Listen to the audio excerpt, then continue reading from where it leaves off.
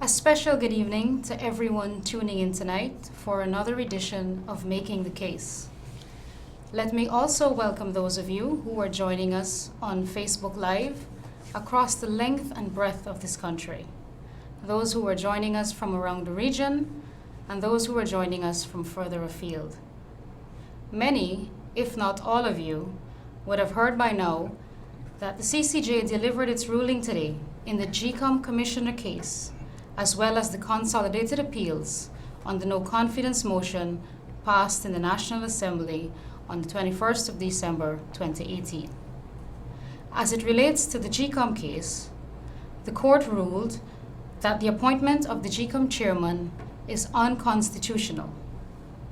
Regarding the appeals on the no-confidence motion, the court ruled that the majority of votes required to validly pass the motion was clearly 33 and not 34, as argued by the government. Further, the court ruled that Mr. Charandas Prasad was not required to vote against the motion of no confidence, along with the other members of the government, and was therefore free to vote against his list when he chose to do so. The decisions of the court are in keeping with the position of the PPPC in all of these matters. On June 24, the court will hear further arguments from the parties on the consequences that should flow from the validity of the motion of no confidence. The court urged that the parties involved should use this time to meet and make mature decisions on the way forward for the benefit of Guyana and for the benefit of all Guyanese. The leader of the opposition, in a press conference earlier today, responded to the rulings by saying there is no room for gloating, neither is there room for despair, but rather, today's ruling is a victory for constitutional rule in Guyana. The opposition leader also contrasted the behavior of the PPPC with that of the APNU AFC coalition government, with their business as usual attitude, despite being illegal since March 21, 2018. We will discuss this comparison tonight, this comparison in behavior by the parties, and more importantly, we will debunk President David Granger's address to the nation today that is riddled with inaccuracies that are clearly intended to mislead the public. The President has demonstrated once again the arrogance of himself and the coalition, and clearly defied the ruling of the court by announcing that he will outline the path forward, and gave no indication that he is willing to cooperate with anyone going forward. Notably, he made no reference to the CCJ's decision that the GCOM chairman is now illegal and unconstitutional, his appointment, that is, and neither did he give any indication as to when elections will be held. Joining me tonight to break down President David Granger's address to the nation is Member of Parliament, Mr. Joseph Hamilton. Welcome to Making the Case. Thank you very much, I'm very pleased that you can join us tonight. Now, before we get into debunking the President's address to the nation and breaking down the content of his address, and I say President just for convenience, give us your thoughts on the long-awaited decisions handed down today by the CCJ. Yes, Susan, I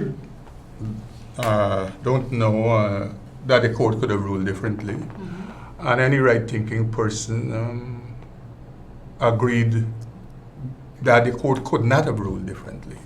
If you follow the president when he was speaking, the court, whilst it dealt with law, it paid a lot of attention to democratic governance. Mm-hmm. It paid a lot of attention to transparency and accountability. It basically was saying that Mr. Granger is not an emperor, and therefore he cannot attempt to operate like he's an emperor. In the case of the GCOM chairman, made the point that if if the state of Guyana wanted Mr. Granger to continue to have the same powers like Burnham had, to name the chairman and members of the commission, they would not have amended the Constitution. Absolutely.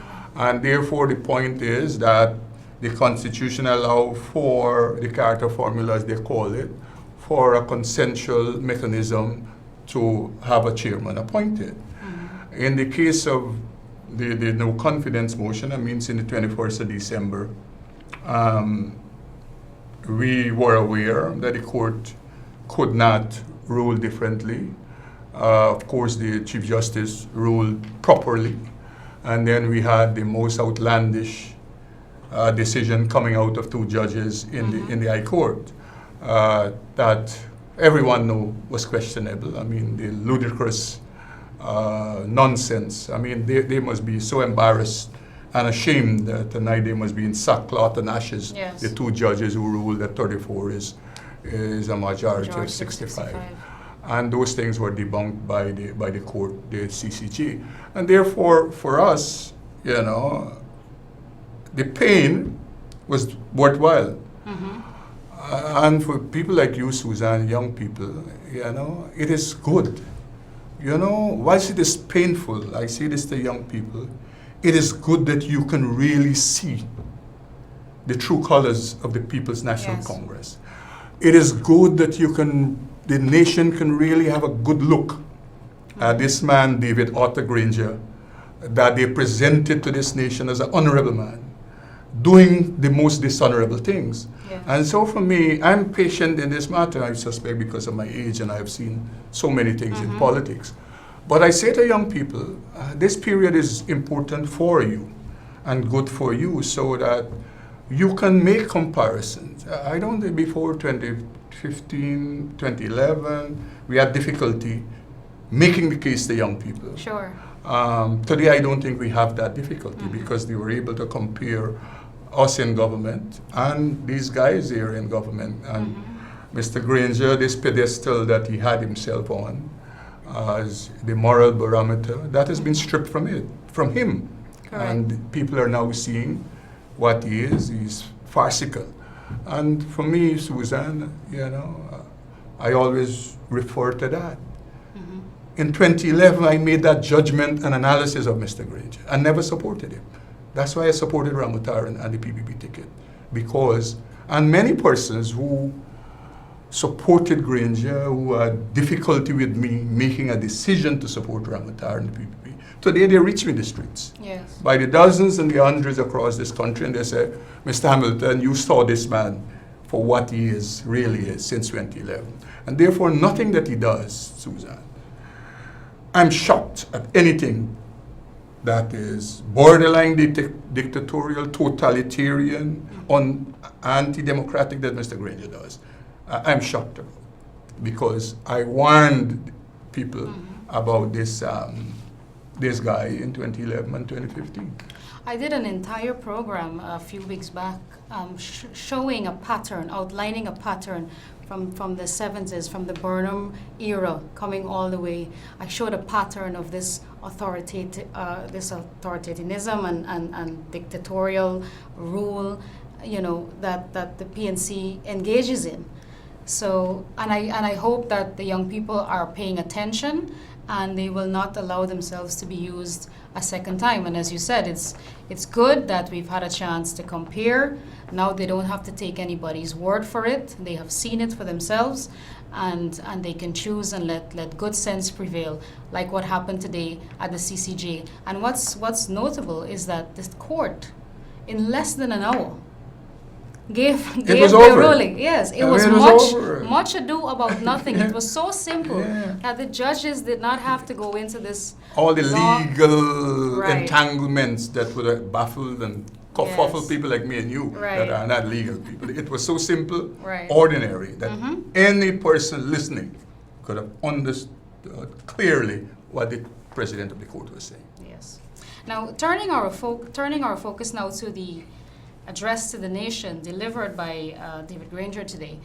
He started off by saying he respects the legal process, the decision of the Caribbean Court of Justice, and the Constitution of the Cooperative Republic of Guyana. but went on to say that he did not believe the no confidence motion was valid. So first we had an acceptance, and then we had what seems to be a defiance. What are the people of this country supposed to make of Well, this? the people of this country who are wise enough, except for the sycophants, even supporters of the APNU PNC, they're seeing David Granger for what he really is. I mean, if we look at, he's saying the no confidence motion December 2018 and the pending legal processes that followed, and he went into all of these things, and he talked about we respect the legal process and the decision of the Caribbean Court of Justice as well as the Constitution of the Cooperative Republic of Guyana.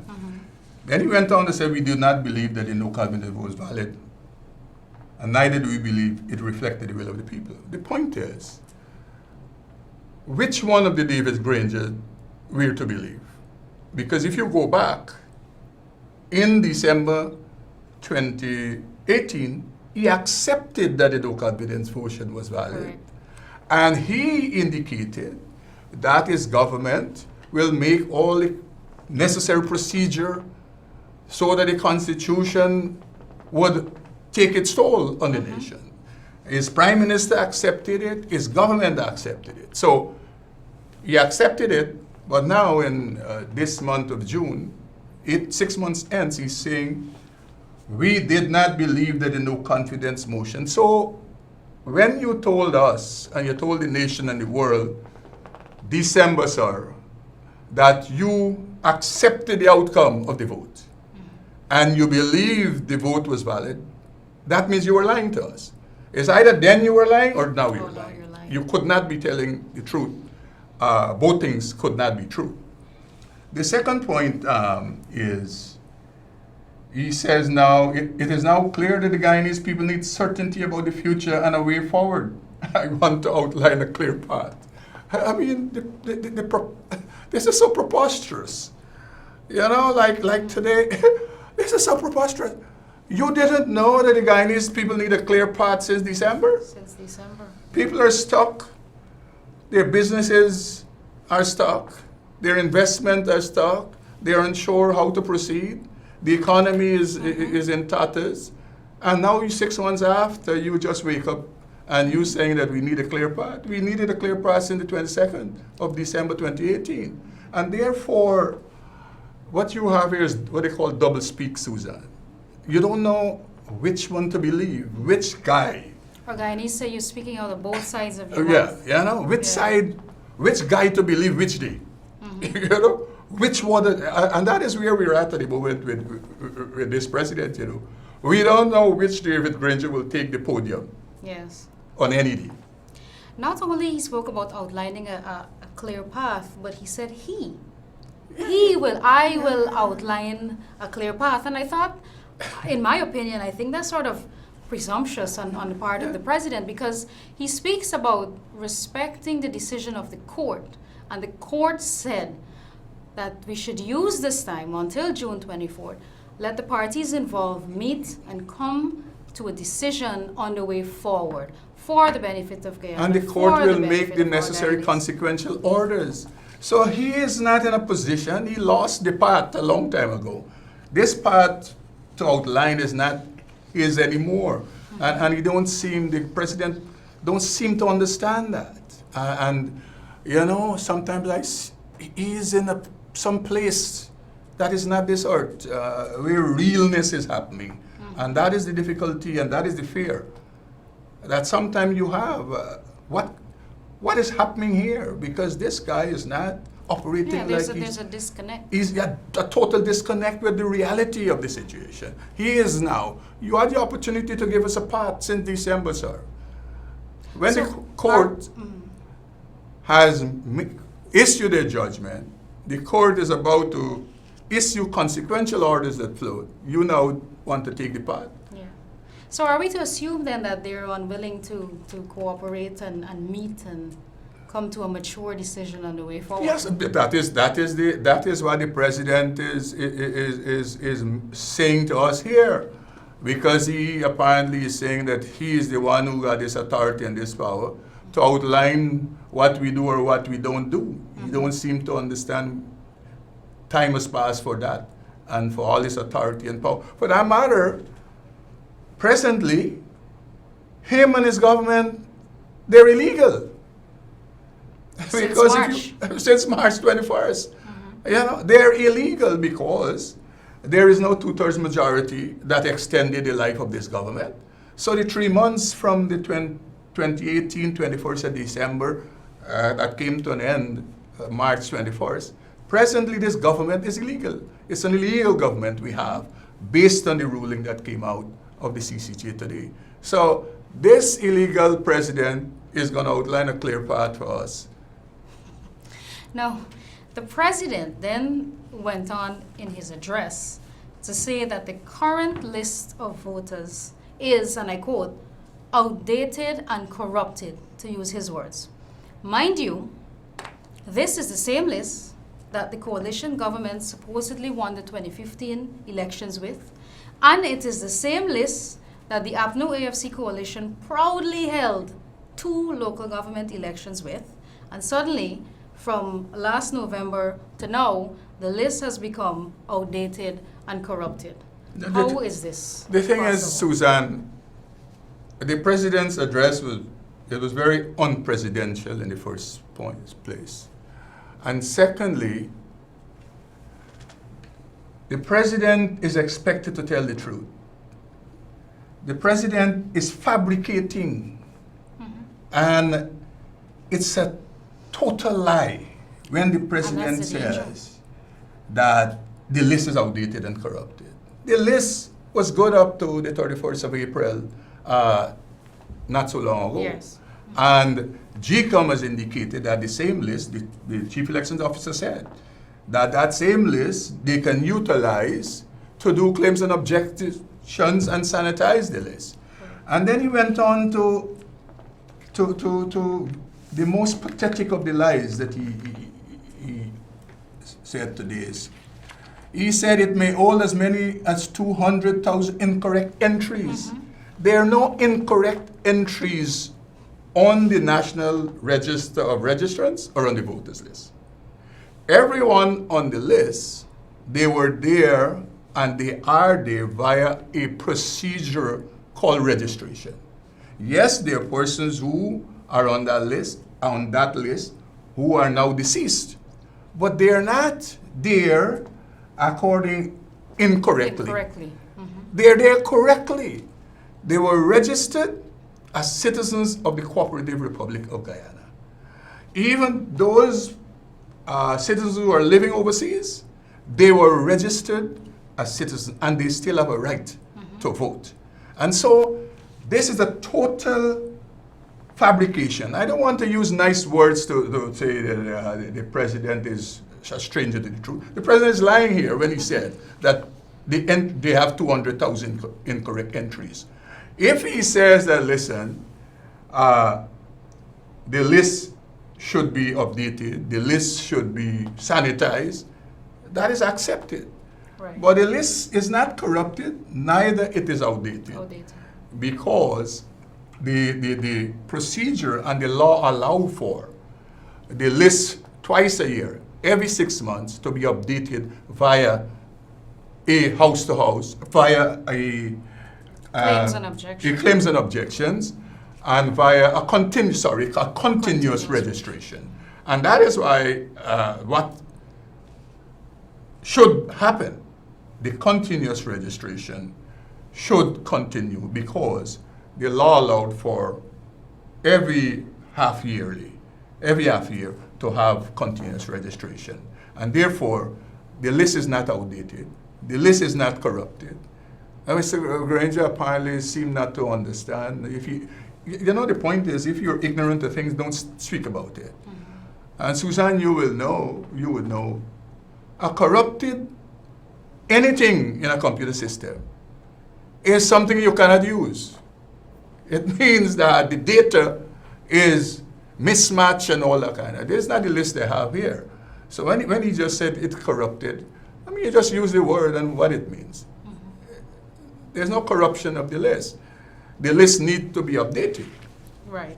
And That it what is so updated and was being updated, all along. All along. Right. And let us deal with, just for the benefit of the viewers, who will listen to the president and hear him say that people who reach the age of 18 years are not on the list. Let us clear that up for them, how this process happens. That is another, let me read what Mr. Granger. What's more, those who have reached the age of 18 years since the last election are not on it. He's talking about the list. And again, another fabrication, total lies. Yeah. Total lies.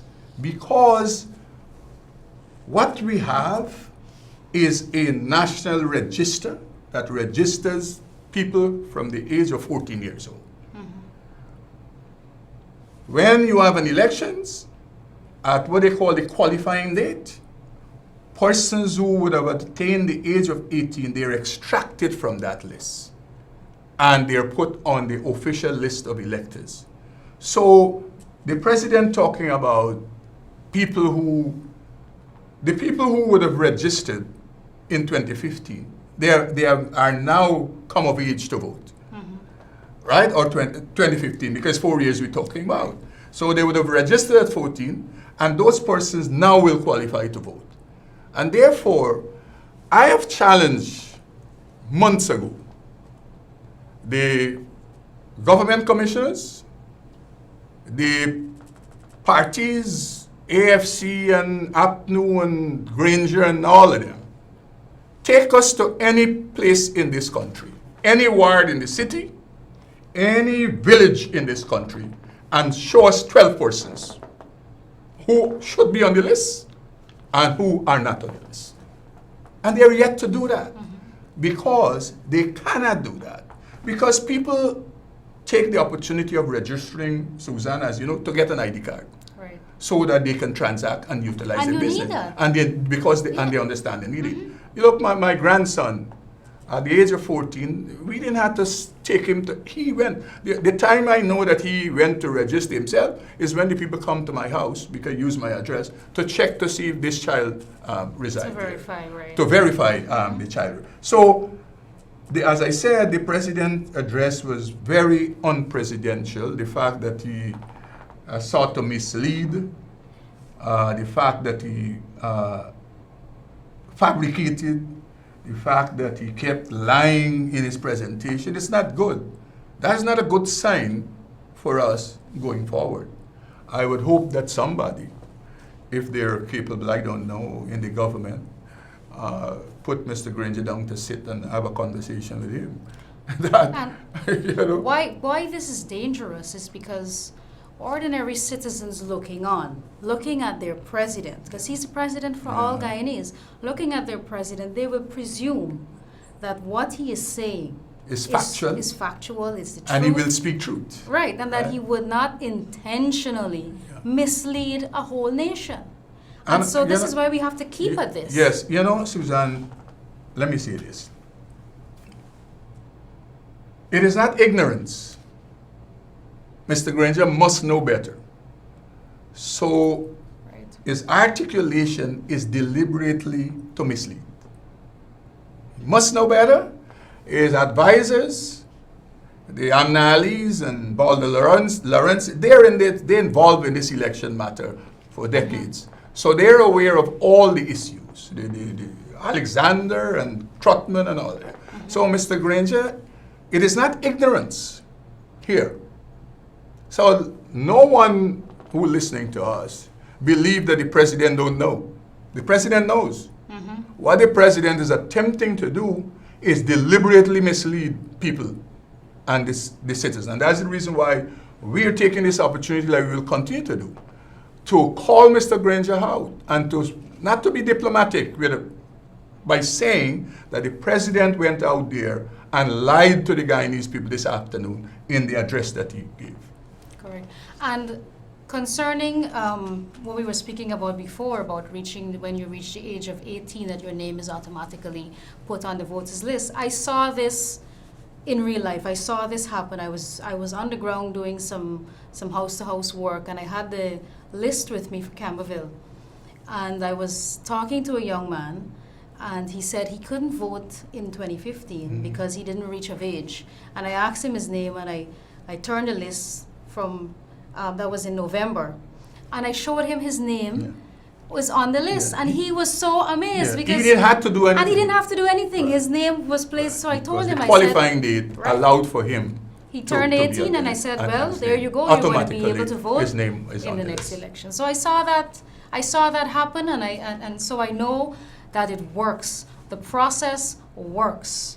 Now, the president also said that it is, and to use his word, a democratic imperative that we have house-to-house registration, despite the fact that there is no legal requirement for house-to-house registration anywhere in the Constitution or in any of the laws of Guyana. Nowhere is house-to-house registration an absolute requirement or a democratic imperative, as the president puts it.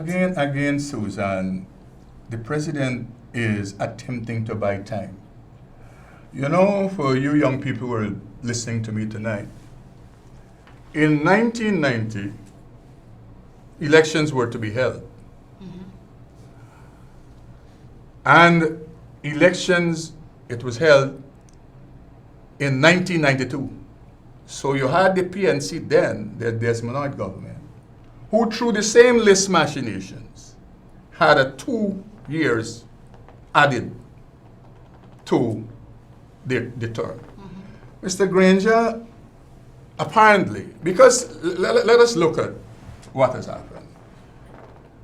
The commissioners representing the government, they have said that house-to-house registration would take at least 8 months. They said that some time ago. Now Mr. Granger, again, is attempting to mislead the nation to say that elections can be held in November if you have house-to-house registration. Right? From June to November is 5 months. So already they're aware that the house-to-house registration cannot be done. Right? Because they themselves said you need 8 months. Now, as I understand it, the house-to-house registration was to start the 1st of June. It didn't happen.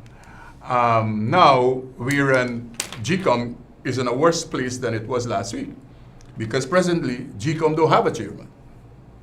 And I saw one commissioner saying tonight, Alexander, reading the report, that GCOM right now is in limbo. Then Mr. Granger went on to say, Susan, the chairman of the Guyana Election Commission, Justice Patterson, has previously informed me that the commission will be ready to hold elections in November 2019. Mr. Patterson cannot inform you about anything. Mr. Patterson was illegal. He was a usurper. he was sitting in a seat for the last 18 months that he should not have been in. Thanks to you, Mr. Granger. So here you are attempting to say to us, you're depending on advice from a usurper, a man who's a fraud and a falsity on us that you imposed on us 18 months ago. He's depending on, right now, Mr. Patterson, based on the court ruling, is unemployed. And he should do the respectable and a decent thing and resign. Well, I suspect. Or is that asking too much? No, it is not. It is not beyond the machinations. Again, you have to understand of Mr. Granger and his cabal there. I want to believe, this is my prediction, that they will attempt to advise Mr. Patterson to resign. Remember, it's time. They're playing for time. And therefore, it is not just elections we will have to pay attention to. We will have to also pay attention to having a chairman for the Guyana Elections Commission. Right. And therefore, don't put it past the PNC and Mr. Granger that by weekend or very early next week or after the consequential ruling, Mr. Patterson will resign his position. And this could be another mechanism for delaying right? elections. I don't put it past them. But so citizens tonight must understand that you have to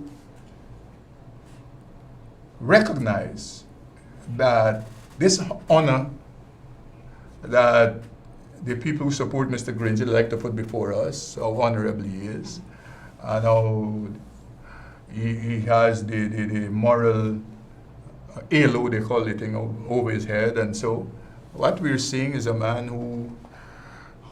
who all of that is false, because a man who's, at least this afternoon, cannot speak the truth, is fabricating stuff, and you mentioned, it is dangerous because this is not ordinary somebody at the border market making these comments. This is a man who people will want to believe because he's the president and they're expecting him to speak the truth. What we know, based on what we have outlined, he has not spoken truth in this presentation he made tonight. We're going to be This opening afternoon, up. sorry. We're going to be opening up the phone lines very soon. But before we do so, I want us to address another issue in the president's address today.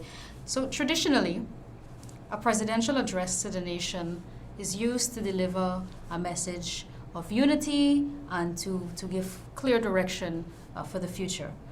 The address to the nation is for all Guyanese, and not just supporters of the coalition or whomever is in government at the time. Yet this president used his presidential address to deliver a partisan message to the nation, a message that was divisive by attacking the PPP, instead of one that unifies, given the current uncertain state of affairs in the country.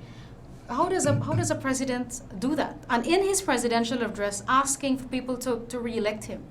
The thing is, again, I mean, we outlined the lies he spoke this evening about issues about GCOM. But if you look again, Susan, in the presentation, some more lies are there. Now he says, Guyana, since my election in 2015, has been moving in the right direction. I mean, it's so laughable.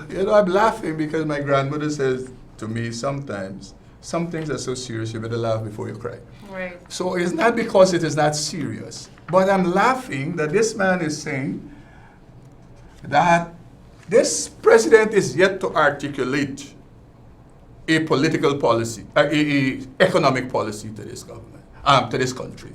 This president is yet to articulate a youth policy to young people. This president is yet to, as he promised, give the young people high-paying jobs, he said in his campaign in 2011. This president who promised university students that he's committing to them, that 12 months after their graduation, he can assure them that they will get jobs.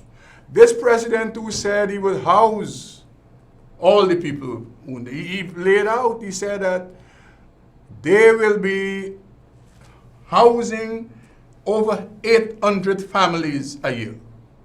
So 4 years, Susan, they should have already housed 3,200. 4 years is 32. 3,200 families. That has not happened. You know, he has not built 300 houses for families, much less 3,200.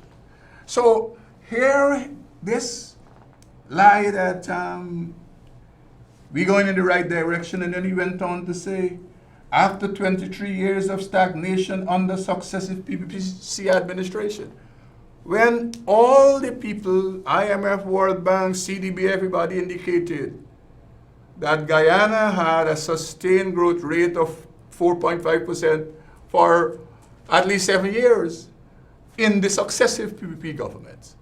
When the world was in economic turmoil, when the Caribbean was faced with serious and bleak economic circumstances, one prime minister in the Caribbean, Gonzalez, I think, it said that Guyana was the only shining light in the Caribbean. And therefore, the president is talking about stagnation, and not a lie, because his 4 years of growth cannot match nothing. Every year, Jordan would tell us about what is growth, and then half year they have to revise, and always not upwards. It always goes down. They revise half year, and then year end, they revise again downwards. So, again, another lie. And then he says, and the point you raised, he said, I will devote all my energies until the forthcoming election to serve our people in our country and deliver good governance. I mean, what kind of good governance? Good governance, and they just cut a sweetheart deal and sell Bobby Vera 2 towers that the managers and the people who run Gaisuko don't know about. Good governance, and you have how much $1 million, $20-odd million, still counting, that we are unsure what it went for to deal with Broom's 2 children. Good governance, and you have already sold out Gaisuko, scrap iron to some man, how much $1 billion? Well, good governance. Good governance, and Patterson take one man and give you a contract for the feasibility study of the bridge, and the contract say $148,000, and we're nearly $300 million rather. $300 million come out of the account of the asphalt plant of the. So what is he talking about? Every day we read the papers. Look, the police is talking about all the corruption. So cool on its corruption. The entity that was supposed to rein in corruption is caught in all kinds of corruption and mismanagement. So what is he talking about? Where is the good governance? You know, the president thinks that, he must think that the Guyanese people are stupid. That the same conversations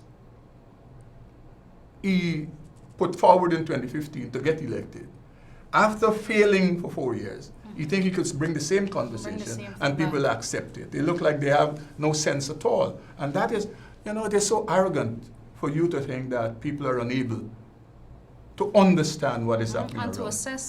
To assess Your performance for themselves. And based on the fact that some of them are catching hell. Some of them are unable to feed themselves. Some of them are unemployed. They were employed and now they're unemployed. Some of them unable to pay their mortgage. They have lost their homes. They have lost their cars. They have lost their tractors. And he says that he is going to ensure that no stagnation. And he's going to take us to the promised land, Remember? David and Moses, they were to take us to the promised land. All right, so if we'll take a few calls now, and we'll go back to digest the address some more. Caller, good evening.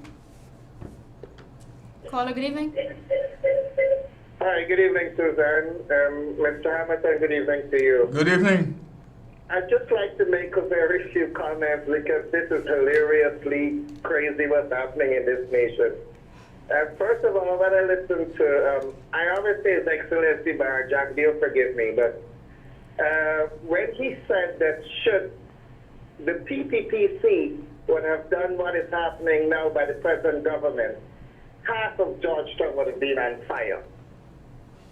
My personal opinion is that's correct. We need to remember that Mr. Granger is a military strategist. And what he's doing is stall tactics with the intention to incite madness and instability into the nation. Again, it's not rocket science. We can see this. The CCJ just ruled this morning about Justice Patterson's status as GCOM chairman.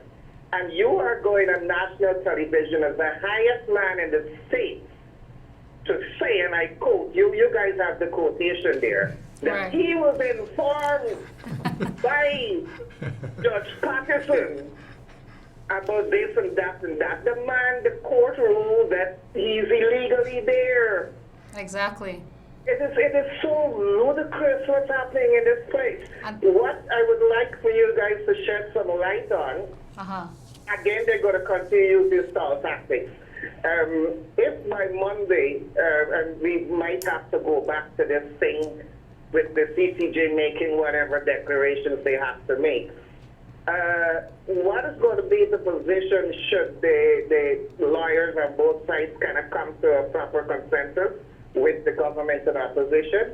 And what happens? Do we just have to wait for a definitive decision by the CCJ? Because this is going to continue. They're going to keep running around wrong, running wrong, it's not going to stop. We've seen it for months. Okay, I'll let caller. Mr. Hamilton Let me address say that. this. Thank you for coming through. You're welcome. Let me say this, sir. Thank you very much for your call. Mr. Granger is deluding himself. And his government, his coalition is deluding himself to thinking that this time a long time. That's the first point I want to make. The second point is the world today is a different place to the one Burnham and Desmond Hoyt operated under. And therefore, Mr. Granger apparently seemed not to understand that he's living in 30 years back. The world is a different place. Right. The point you asked about what? The court, as you rightly indicated, as it asks that the two sides, and the leader of the opposition has indicated that at this time, he has no political input. He's allowing the legal team to have this conversation with the legal team of the government and to try to find a consensus position to take to the court. Failing to do that, and I would say the posture that we see from Mr. Granger suggests to us that this consensus would be hard to come if he's starting off this way. Right. But the court was about to say, and the president pulled it back if you look at it, now listen, if you all fail to, we would. We will. Well, he said, no, I don't want, the President Sanders said, I don't want to go there yet. I want to give you all a fair chance to seek to. Because the court is duty bound after the type of ruling to issue the consequential orders. And therefore, my friend, we will wait until Monday, 2:30, to see what the consequential orders are. And therefore, after the consequential orders would have been issued by the court, if there is no consensus, then the political conversation will start. And the political things will start to happen. You would note, if you're following the news, that the ABC EU countries have already started to make their call on the leader of the opposition. And I suspect that they apparently think that he is the adult in the room. Because, I mean, you have a president and, Right. and they're starting off their rounds speaking to him.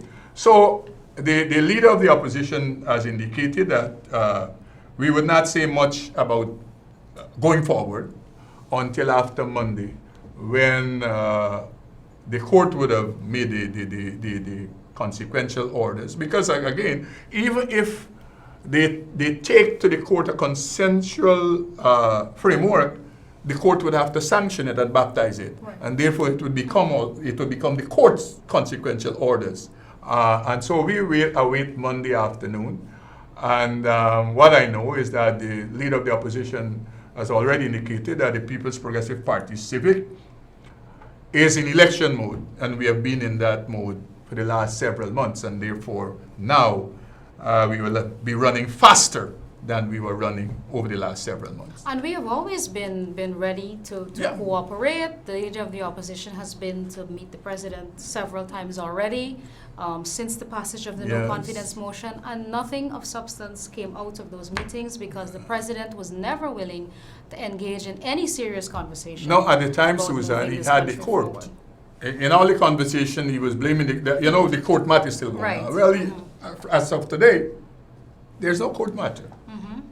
So if he fails to sit, then And, we see and what how happens. disappointing it will be for us to go back to the court on Monday with nothing. With no you know, consensus. With no consensus. How But does the knowing, nation begin to dealing deal? with the PNC, it is not likely. I mean, I don't want to bear Yeah. bad news, but Right.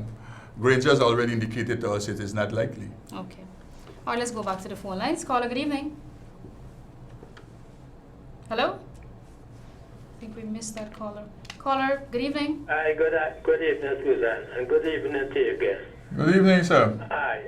I think the president is practicing a theory they call absolutism, where he has infinite powers, right? But one of the judges at the CCJ, I think she corrected that. He might not be accountable to a court of law. He might have immunity to legal redress, but he doesn't have the authority to interpret the Constitution. he feels that he does not have the authority to appoint whoever he deems fit and proper. One of the judges actually said, in this case with the GCOM chairman, that Mr. Jagdeo, if he is going to appoint a chairman, Mr. Jagdeo has the option of deeming the chairman fit and proper. He has the ball is in his hands now. And if we already do the diagnosis and understand that Mr. Granger is delusional and he's not saying things, we got to go past that because he's going to be delusional all the time, misleading the people. But what is the corrective action? How can we make him be accountable for these actions? The point is, let me say, for me, all this pain and travail, in my view, is a good thing. Because what is happening is that the Guyanese people, as I said earlier, is seeing Mr. Granger for what he is. But for how long? We already recognize what he is. How long do we have to? Well, the point is, in politics, we say some bridges we cross them. I don't want to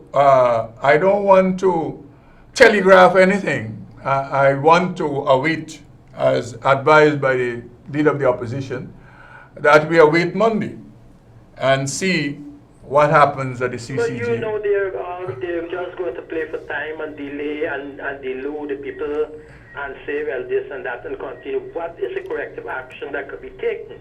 Well, again, I'm saying to you, we're in legal mode now.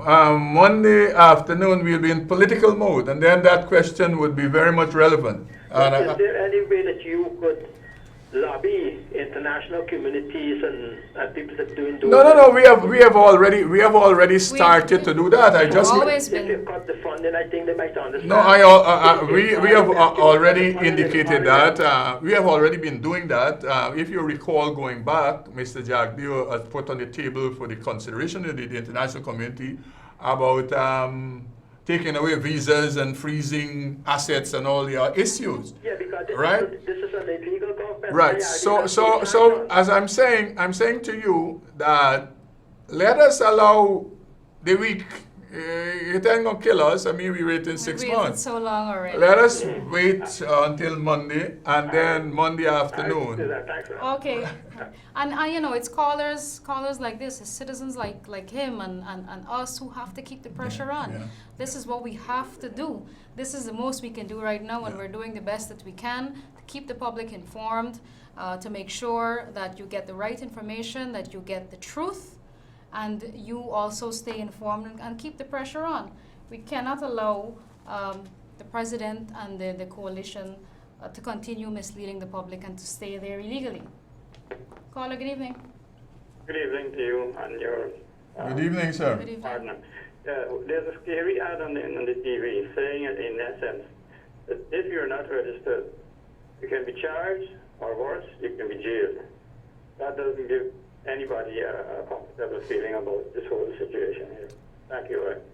Thank you, Paul. The point is, the law exists, but my experience, and I've been around this election matter over 2 decades or thereabout, no chairman or no commission has ever sought to utilize that as a tool for the purposes of voter education or the purposes of advertising. I think it is a deliberate thing that was done via the collusion of the government commissioners with the chairman, because there's a recognition, and Susan, you would know more than I do, and my good friend Dion and others who were marching the road. They saw many of their people failing to register themselves during the last local government elections. And we outstripped them by thousands across the country. And I think it's a tactic they're attempting to use deliberately to try to force the people who they think, quote unquote, are their supporters, might support them, to get themselves registered. So I think that is what they're attempting to do. But I don't know that is relevant anymore, because I don't see any house-to-house registration happening, you know. And I say this, I think I mentioned it, but let me again say, I was telling Susan earlier that in 1990, that is when elections was to be held. And via the machinations of the same list and registration, Desmond Hoyt was able to spend 7 years as president, 2 tenure. additional years. I think Mr. Granger is deluding himself to think that this time is long time, that, you know, perhaps he can take it there. But the world is a different place, I always say, and politics of the 90 and what could have happened in the 90 cannot happen. And that's in the thing. 2019. That's the same kind of politics that they want in this modern day, when people can go on Facebook or go on social media and get the information for themselves, stay up to date. People are and they can are fight, wiser. and they can use social media to fight you. Yes. They can use social media to drum up support for their cause. So that's the point I'm making, where it is not when we just had one television station, Vera. It's a different place now. And their supporters are not enthusiastic about registering because they have no intentions of turning out to vote for them. Because they're disappointed, they're angry, because they were promised the moon and the stars and they have gotten nothing. And all the promises, they have gotten nothing, and therefore the thing is, So many of their supporters we meet when we're on the ground, and we can go anywhere. We can go in Sophia, we can go in Buxton, we can go in Bachelor's Adventure. We've been, you name it, we have been And across spoke to the link people. and spoke to people, and people are welcoming. Even if they say even if they cannot come out and vote for the PPP, they are not supporting APNU AFC coalition because their lives are so much harder now. They have nothing to do. You go into these places, persons are just, you know, Jobless. sitting around. futureless, rudderless, hopelessless. That is what you have in the communities. And Mr. Granger is got the nerve to say what? He said that he is we said Guyanese can confidently expect to live in countries moving forward with him. Imagine that. All the backwardness, and he talking now about we gonna move forward. I think we have time for one more call. Caller, good evening. Hi, good evening. Good Good evening. evening. What are we going to do with these 3 judges, Mr. Patel, Williams and the 2 female judges? Everybody can get work in this country, they're going to know half for 65. So me, I advise the best I'm going to see the poor brothers or somebody and ask for the job somewhere. Again, Poor brothers go give them jobs. again, let me say this. Some things that people do, it is not ignorance that caused them to do it. They have other reasons. I am of the view that Basil Williams and the Ramjatan and Nagamutu and all of them who were counting, and Nigel Hughes and Roysdale Ford and the whole lot, I don't think in their hearts of hearts they believe that nonsense they were arguing. No, of course not. But all of it was the posture to delay and to give time. That is what it was. The 2 judges, I'm sure tonight they would have gone to church to pray for themselves because of the great embarrassment that has befallen them. I hope that they can redeem themselves. You know, the Lord is merciful, and I hope the Guyanese people can have mercy on them. They were misguided. Apparently, they were influenced by other things other than law. And therefore, what I know is that people look differently on them after their And it's not just them, but you know, it's our court of appeal. yeah. You know, it's not just you The give to those expectation Right. that people have of, you know, these supposed to be people of higher learning, legal learning, and they would sit down and say that they're swayed by some argument that says 34 is half of And 34 is a it's majority. sad. of 65. It is a sad day for a country when there isn't independence of the judiciary. You know. And that's the reason why today the leader of the opposition praised the CCJ. Let us, and he made a point. If the CCJ wasn't, we didn't ratify and we weren't a Right. member of the CCJ, we would have been left Imagine with the this. confusion, right? Imagine we would have been left with these two judges here telling 34, and all we could have done is scream, holler, and fret. There would have been no recourse for us, you know, and with all the pessimism, that is it. We should find some consolation in that there was a place that we could have gone to before we becoming a member of the CCJ, or before the CCJ, we would have been left with Yonette Cummins and Don Gregory, and their ruling of 34 is the majority of 65. And Granger would have been going on, as Basil Williams said, business as usual. Right. There would have been no pressure on them.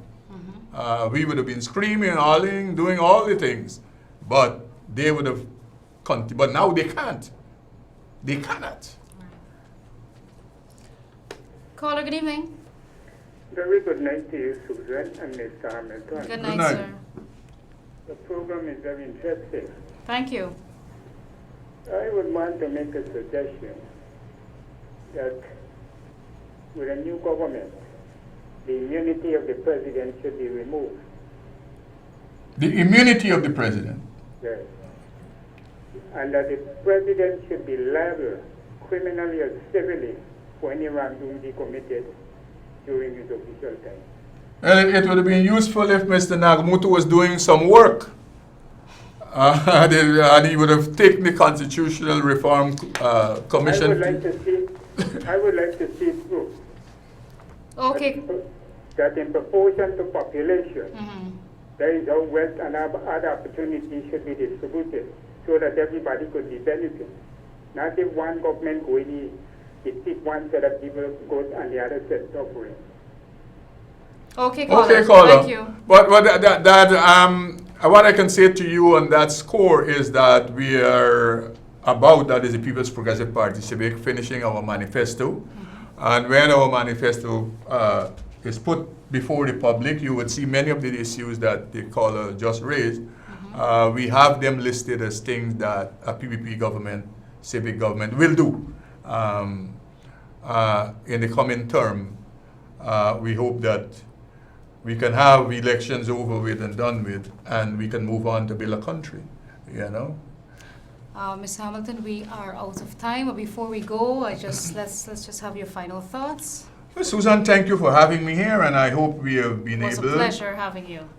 to speak to the Guyanese people who are listening to us tonight and to debunk all these falsities and these untruths and lies that the president in his unpresidential address gave to the nation.